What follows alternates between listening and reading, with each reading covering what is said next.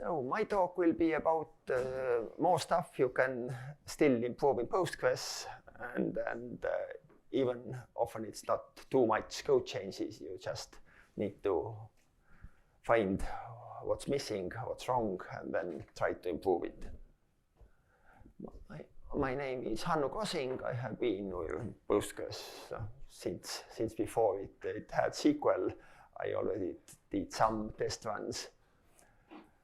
I was at Skype where I made vacuum usable for 24/7 and added ability to run multiple vacuums at a time. Also made a PL proxy language which let Skype scale more or less infinitely. Last time I heard they had 5,000 Postgres instances. Largest sharded database was over 60 shards. And then everything kind of fall out as a nice microservice type architecture. I have also written a few books. Also, there is a picture of a book that was kind of secretly translated to Chinese. It took some time for me to get hands on, but now I have it also. And then I was for a long time at Second Quadrant, and recently, for the last few years, I have been with Google doing Postgres and mainly Cloud SQL stuff. So, in general, I think Postgres is a really good database.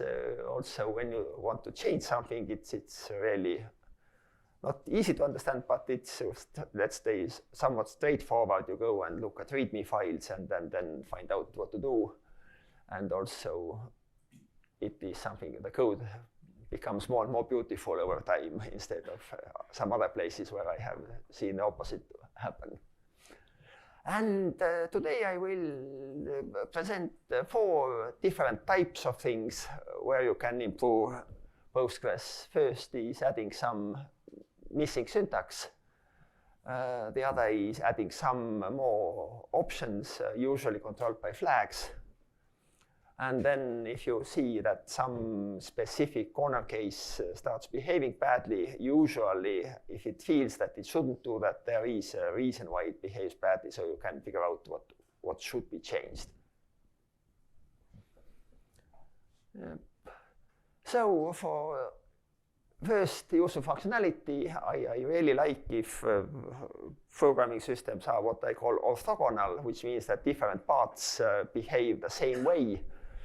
And in case of Postgres, it has very nice non-standard extension select distinct on, where you can do distinct on just a part of your selected rows.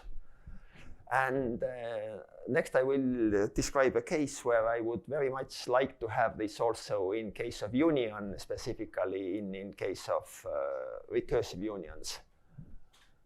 But it was not there. I have more or less, looks like it's not very hard to do because all the places are in code, and also when you just put the syntax in, then the tests still pass. So that's how far I'm with actual implementation there now. So where it comes from, I also have been talking here with many people, and quite often they say that they would like to kind of do more or do mainly Postgres development, but then they are afraid that they will lose the ability to actually know what's wrong with Postgres, what needs improving, because most of the ideas and needs come from real life. But there is a kind of nice intermediate thing. There is a yearly event called Advent of Code, where for 25 days in December, every day you get a programming task. And people do all kinds of things, like writing each task in different language or just using it to learn a new language.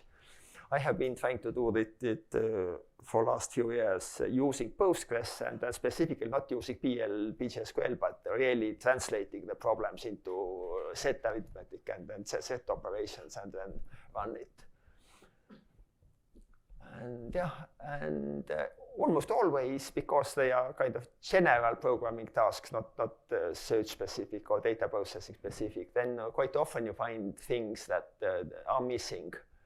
For example, there was quite a large task where the fact that Postgres does only releases old rows once the transaction ends was quite a big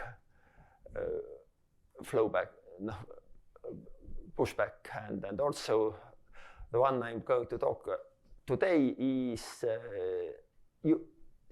union distinct on. So this is a task. It's not very visible, but what it's here is you get a map with start and end, and then there are some rules. You can only move one up, so from A to B, but not from A to C. And then you must find the path, and in this case it looks like this, something that goes in circles and is 31 steps long. And it is, so they give you a sample that is the text file I load into database, and then I turn it into kind of a graph format where you have, for each field, you have address, what it is, and then also the height for making the queries easier.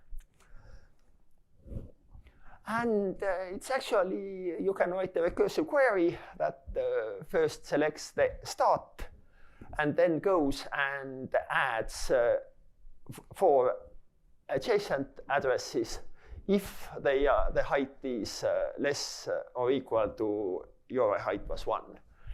And lately, SQL Standard and Postgres added a nice thing called eCycle, which automatically generates the path you have followed already using this row and column number. And then it also uses this path is auto-generated. Cycle actually is added at each step to the path. So path is array of whatever is here. And each cycle says if any of the values repeat. So in this case, I can guarantee that the cycle, you actually don't go into infinite loops or anything. And really, you do the query, and in some small part of second, I think it was some tens of milliseconds, you get the result. But the problem is that to get the result, it actually generates 3,877 different paths. They are all distinct, but they are still generated, and the real task is, you see on the right side, it is 114 by 41, which means that instead of 40, you have 4,678, and basically it makes it too large to solve this way. So that's where I got stuck. And it would be really nice to have a way to say that not just in your path, but in general, you can't have any repeating things. In this case, the same addresses. So because if you are doing this kind of flow search, what happens is that you always get to any point in lowest number of steps, and so if you continue from there anywhere, you still are on the shortest path.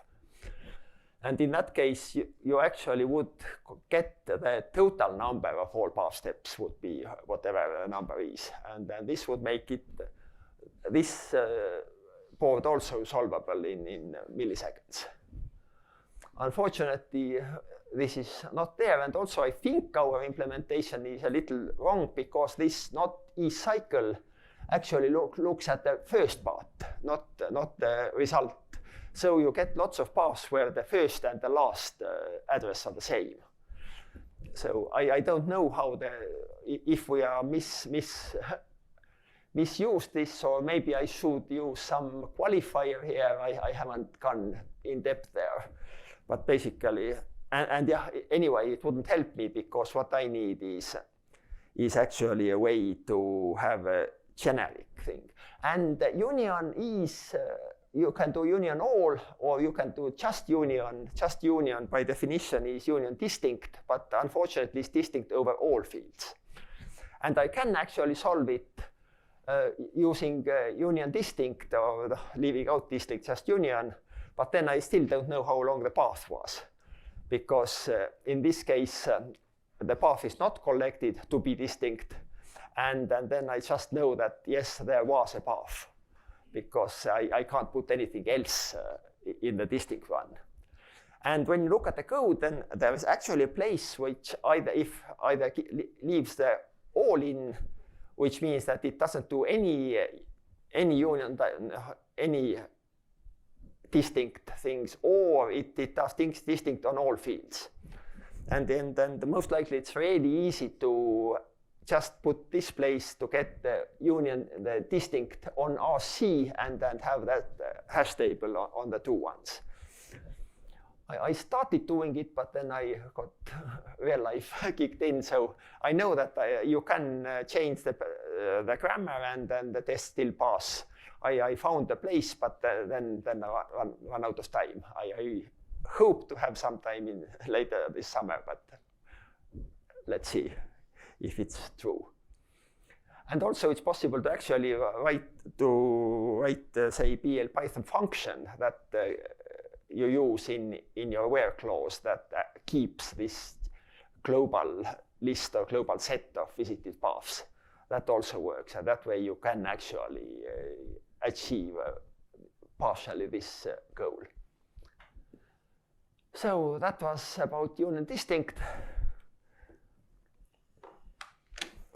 The next thing is some things that we have done in CloudSQL. One is loopback connections, and the other is maintenance mode. And then these things we have agreed that we try to contribute back. So in next few days, I will send something to Hackers List. So loopback connections is a way to connect back to your own database. In this case, it's sometimes this is called database cluster. Basically, the set of backends managed by same postmaster. Yeah, what it does, it kind of works almost the same as peer authentication. You must use Unix sockets. Then you can actually ask what process is at the other end of the socket. In case of peer authentication, it asks the system user, but you can also check in your PG process list that if it's any of yours, then you can ask what user is logged in there. And if it's the same user as it tries to connect, then you just let them in. So it makes it much easier to manage code that loops back to your own databases, either using Postgres foreign data wrapper. Maybe you want to do some kind of manual parallelization, manual sharding using these. DB-Link, PL proxy. I use quite a lot of PL proxy for all kinds of things for parallelizing workloads. Later I mentioned also, for example, if single thread is slow and Postgres automatically doesn't use more than single backend, then you still can spread it out using PL proxy. And also PG logical, native logical, both of these you may want to also use between your databases, even in the same database, for things like doing kind of dynamically maintained materialized views or other these types of things. So you would want to have things connecting back.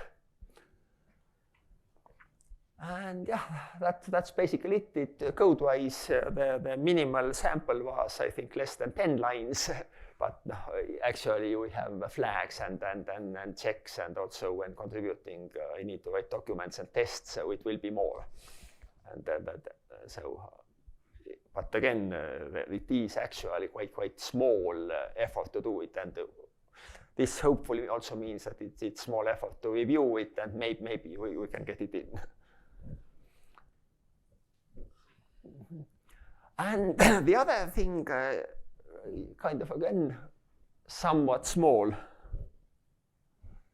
is if you get into wraparound, I think it is something that at all conferences somebody talks about it, what to do, how not to get into wraparound, or when to vacuum, but people still get into wraparound. And I actually had a year ago in Silicon Valley conference a full talk about why you don't want to go to single user mode. And it's also it was redone on Postgres TV, so if you can look it up in YouTube. But basically there are things that you can't do. You can't drop indexes. An interesting case in wraparound is that if you create a temporary table and then keep your connection open. Then after 2 billion transaction IDs are used, then you are in wraparound because temporary tables are not auto-vacuumed.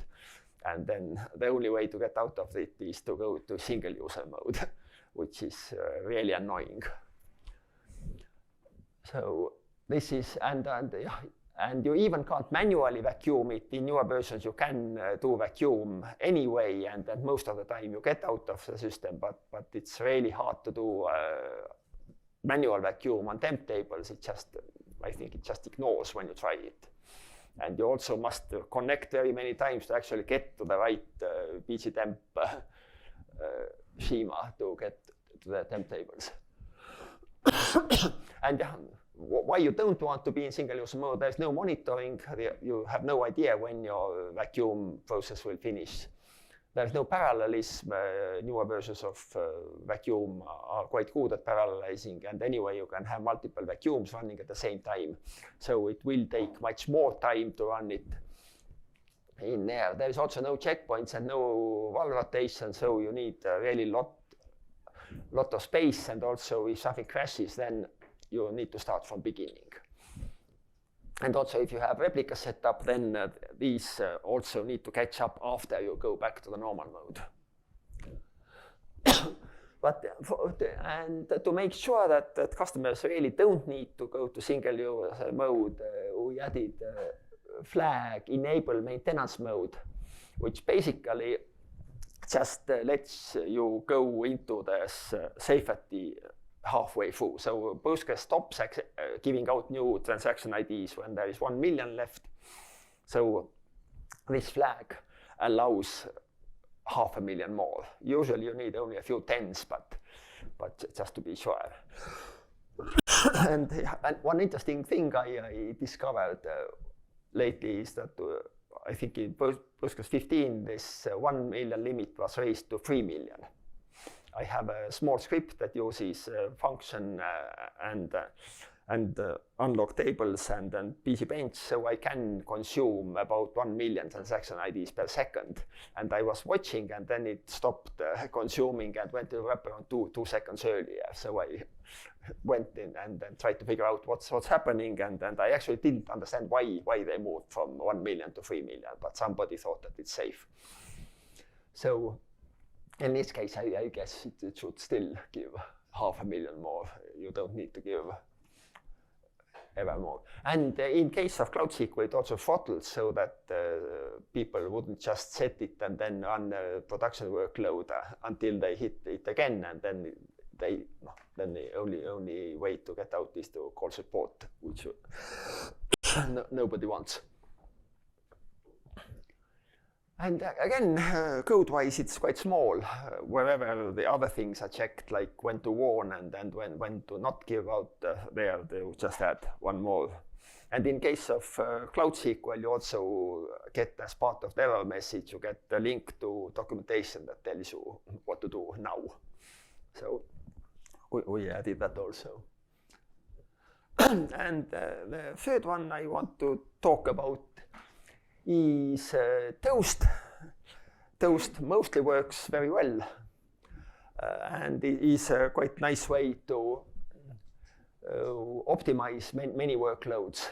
It moves out the larger varlen columns to a separate Toast table.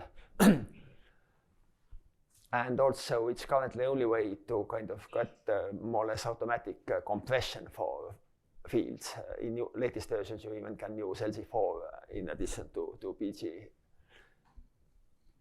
compression. But once you go to larger tables, it starts to show that something is not quite right. So this is more or less, the first page is more or less what we still have in Postgres. This is from Ingress' original paper from 1976. Basically, you have the page header, and in the end you have tuple pointers back. But at that time, it had overflow pages. And this meant that for example, sequential scan had to go over these or follow the pointers to the next normal page, but it still was not as fast as needed. But it avoided some other problems that I will talk next. So this is from last year's Oleg Bartunov's talk about making Toast kind of configurable and having more knobs there for toasting different data types. But it's a little different approach, even though some aspects there ended up being the same. So this is what you usually, I explained what the toast is, that you have a heap tuple. If it doesn't fit, then it's split into multiple toast tuples, and then they are stored in toast-well. But another thing that happens is actually there's a toast index, and this is the thing that makes everything really slow. So each time you need to access a toasted field, for every single field, the very low level goes through the toast index, and once the toast index itself is approaches something like terabyte sizes, then each single lookup is millisecond, or at least in the same ballpark. And if you have multiple toasted fields, then you have multiple full index spot lookups per row. And so you can get into a situation where, for example, sequential scans are really slow. I think Chris Towers yesterday talked, and he had a case where everything worked fine until you try to do copy out, and then for multi-terabyte table you get only a few tens of rows per second, which means that it's more or less unusable for that one. You have some tricks nowadays where you can parallelize it half manually, but still it's something that you really don't want and didn't expect. So yeah, and as you see here, if everything is very small, then you almost don't notice the difference between locally stored and toasted data. But once it doesn't fit the CPU caches, then you see significant changes. And once it doesn't fit in memory, then these really bad cases happen when you get only a few tens of rows per second. But again, it is not something that happens very much, but it does happen for large tables, and then it's quite bad. So there is a kind of quick overview how I run some tests. Basically, I create a table and set it storage external. That means that it doesn't compress, but it stores it on another table. I did it so that I can easily generate things that don't come. Otherwise, they would be compressed in line, and test would fail. Or I would need to generate something that is random and doesn't compress, which I just didn't think is a good idea to do. Then I inserted 10 million rows. Actually, I inserted 10 times million rows. But basically, after that, I had a table that had 16 gigs of main table and 16 gigs of toast, for a total of 33 gigabytes. And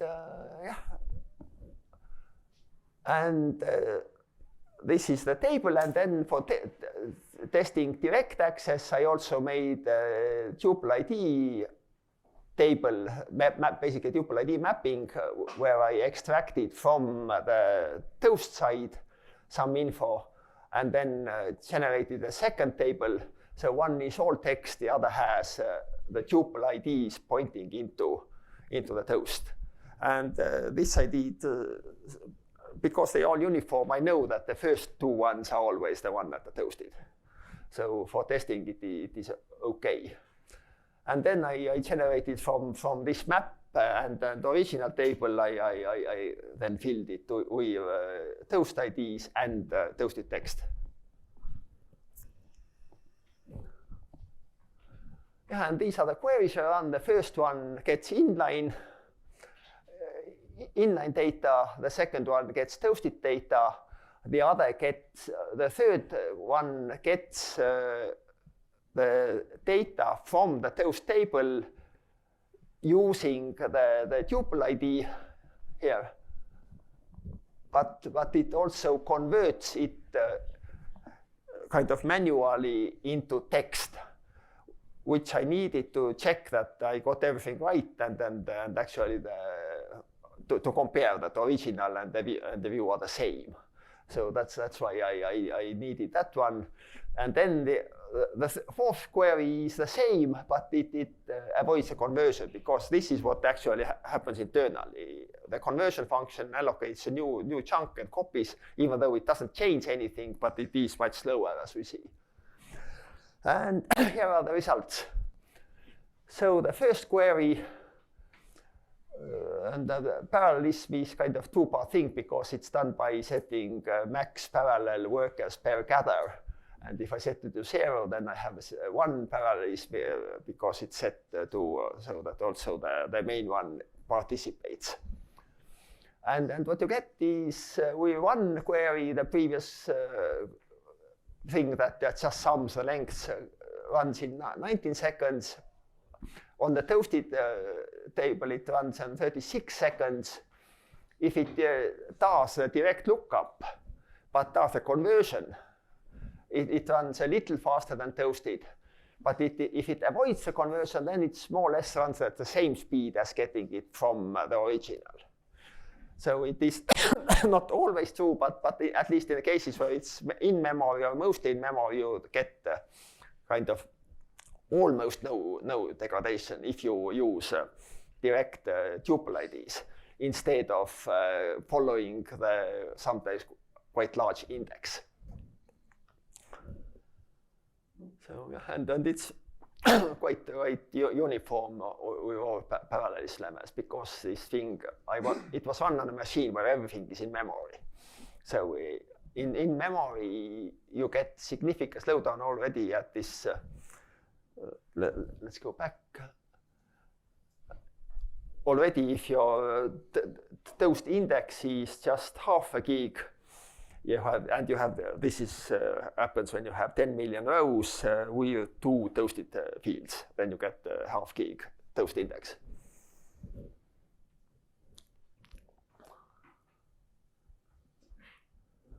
So, and now the conclusion, what should we do? And as we know, the fastest code is the one that doesn't run, and the way, and even faster if you even do not need to write it.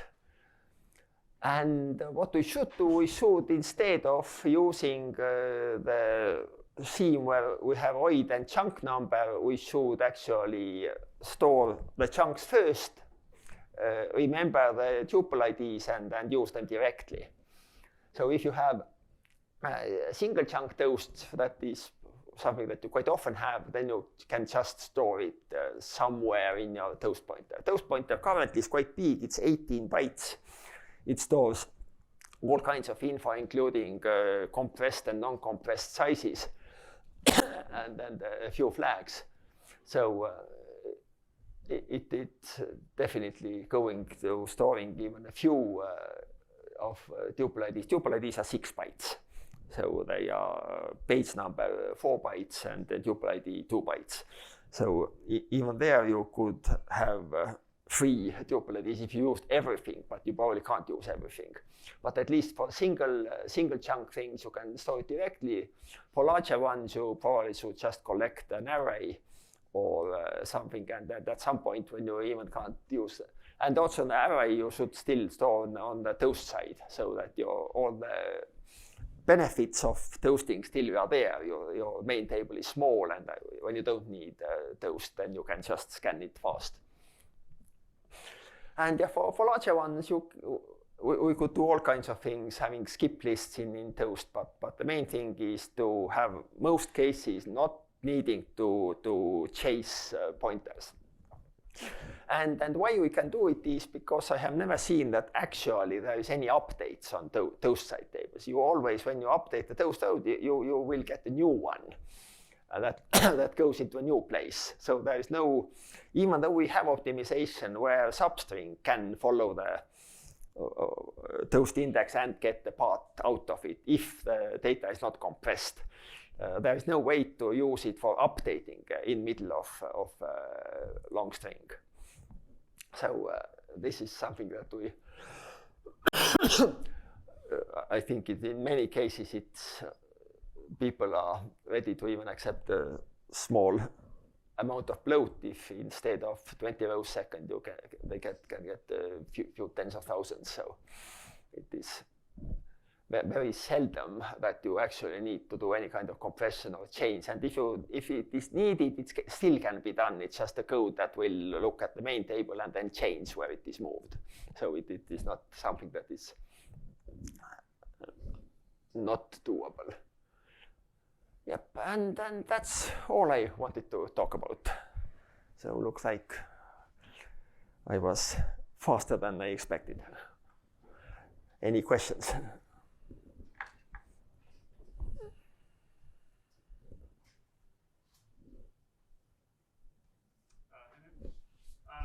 So why do you think historically they didn't do tests the way that you recommend? I think there were probably some ideas about flexibility. Also, you can then first kind of allocate the pointers and then later store it. Maybe they thought about compaction independently. And also, when it was done, I think it was done around 7 or 8 version of Postgres. Then everything was so much smaller that the difference was probably not that big. Even though the P3 code itself was less efficient, but still, it probably didn't matter. It's having something that is maybe easier to understand and easier to code was more important than having the very last bit of performance. And yeah, with small indexes, the differences are much smaller.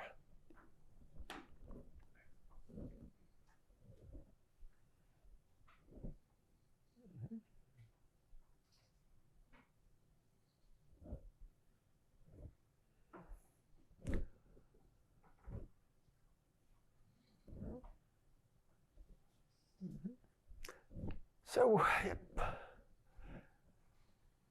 you just go back to the previous slide?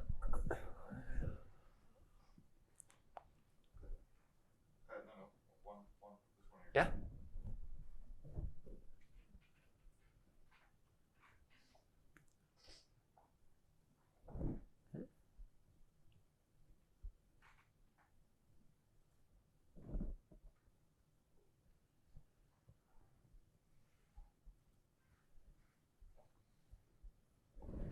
What I was thinking of is, if you do a vacuum, doing a vacuum can change tuple IDs. Only vacuum full changes tuple IDs, because otherwise it would be kind of destroy indexes. So if someone does a vacuum full, and for single chunk toast we're storing tuple IDs directly, that's still good. Then it will be messed up. Yeah. It will be messed up. Yeah. It's same as copying it over. Maybe you would even need a way to copy in with tuple IDs so that it places it on the same place. You need to do something.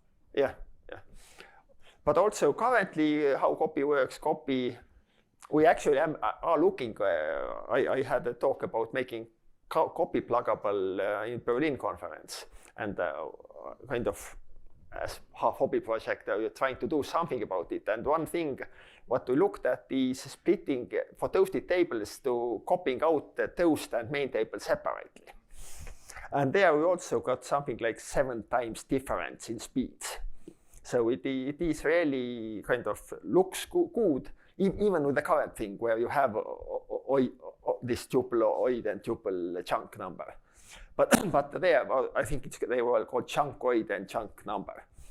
And even there, if you avoided this index chasing in sequential scans, you could get really big speed ups. The test was, of course, with a table where there were lots of toasted ones. So for each tuple, you needed to do some 7 or 10 index lookups. So there, avoiding this was really useful.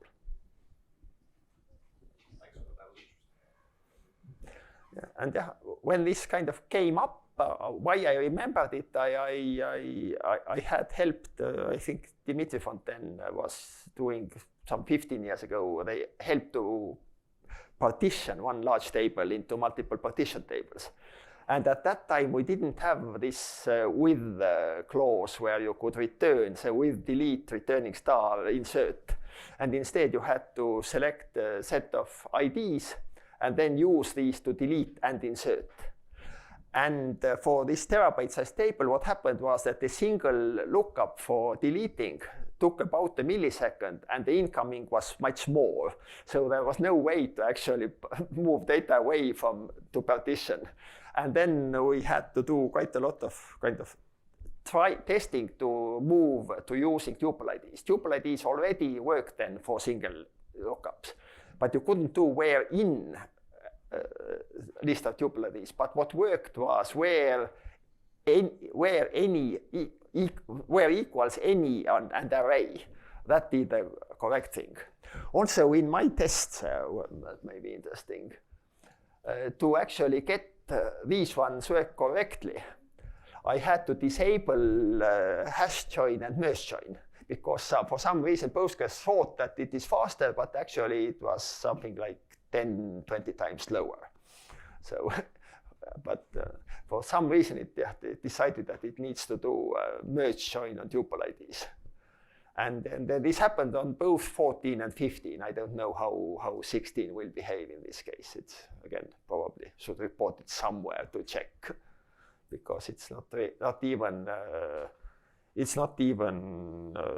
kind of costing-based thing. It's just directly you can say that in the end you will do this deed lookup anyway. So anything you add to it probably will make it slower.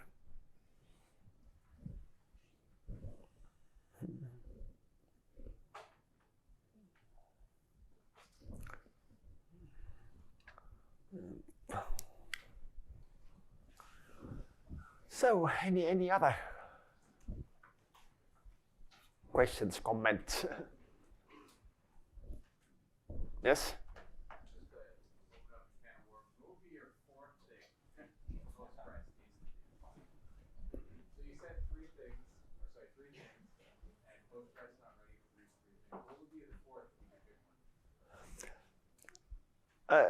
One thing that we have been kind of trying to convince the core developers get in is some kind of security hardening, or for example, have a way to completely, say on the file system side, you set a flag, and after that you can't manually write any files or access files or become super user without first being able to access the file system to change the flag. And these types of things, we kind of tried to get some patches in, but we got a lot of pushback that the smartest developers anyway know ways around it, and so it's probably not worth doing. Our argument was that it's kind of security at depth, that you do all things you know, unless they make things slower, which is not the case here. So you should do kind of all the different layers and different things that make things more secure, and then hope that people who break through some still can't go through all. But yeah, we probably try to get back to it at some point and then see if it moves somewhere. So yeah, this kind of security thing is also. There are lots of work currently going on kind of making special roles, and then having, say, role for while writing, role for looking at statistics, role for reading all data. But they don't add actually to security if you have the big main thing still available. So it would be, they would be really good thing if you could at some point disable the access all thing and then use them. Otherwise, it's just a kind of nice way to distribute rights to nice people. But for all kinds of bad people who want to get as much access as possible, this may not help.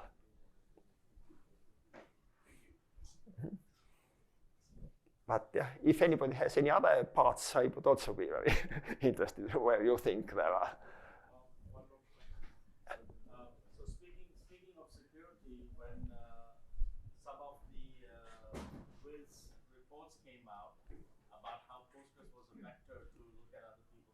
Mm-hmm. I saw that GCP fixed it, but the other cloud providers didn't seem to have similar I think everybody fixed it still. Maybe the publicity side was different or how they did. So there is one thing that currently cloud providers also get some info more or less the same time as others, and so there is a gap. but yeah, I remember we were quite proud because the report said that they could break through Postgres in all cloud providers, but we were the first to catch them after that. So kind of some bragging rights from that. But yeah, the more security you can, and then it's not really a cloud provider thing. It's still for almost everybody. It's important to just maybe get hit first or hardest if something happens. But almost everybody has the same problems in some way. I actually have in another company where I worked at some point. What happened? At some point they discovered that somebody had installed some kind of Bitcoin miner in our Postgres. My follow-up was that did that require some patches to Postgres that are not in the core? I don't know a specific case. I think when we do anything that is possible to contribute back, we do it. So the security cooperation is quite good because it's kind of common interest. So it's not that somebody secretly has better security. It can be some things. Maybe there could be some time delay when patches are applied, but it's not that somebody has some secret patches that they don't share with others. Or not, maybe not even patches. Usually it's the vulnerability itself, and then people try to get it fixed as soon as possible, and then the core does the same. Often core does even earlier.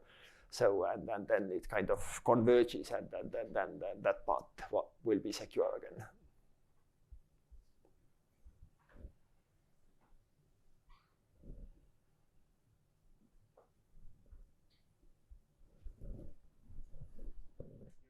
Mm-hmm.